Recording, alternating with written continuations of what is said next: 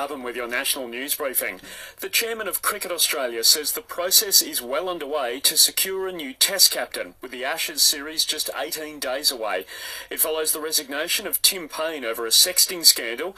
Cricket chair Richard Freudenstein says it was appropriate that Paine stepped down, but they now need to get on with finding a replacement. It'll be a very thorough but brief process that will look at all the relevant criteria for captain of the Australian cricket team, and we'll come to a conclusion of that, obviously in plenty of time before the Ashes. Tens of thousands of protesters have marched through the streets of Sydney, Melbourne, Brisbane, Perth and Adelaide this afternoon, calling for more freedoms from mandatory vaccinations.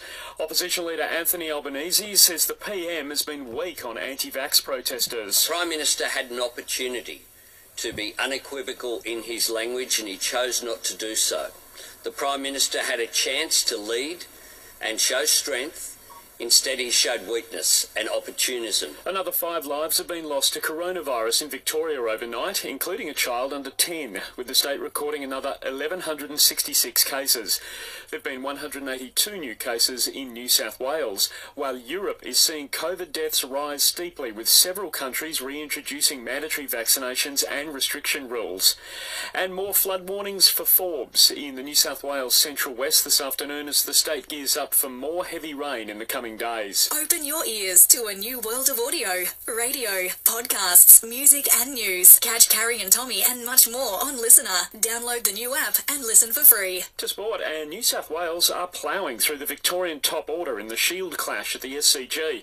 A short time ago, the Vics 3 for 13, chasing down the Blues' first dig of 233. While in WBBL action, Hobart are taking on the Sydney Thunder. Earlier, the Sydney Sixers lost to Adelaide and Perth beat the Melbourne Stars on the last ball of the game. And we may have no Novak Djokovic for the Australian Open. Tournament director Craig Tilley confirming this afternoon he's told all players they must be double dosed. Buying or selling, rural or residential properties?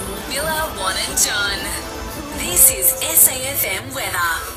Partly cloudy across the Limestone coast for the rest of Saturday, down to 7 tonight, partly cloudy and 18 tomorrow, partly cloudy again on Monday, 7 through to 23. For radio, podcasts, music and news, download the free Listener app.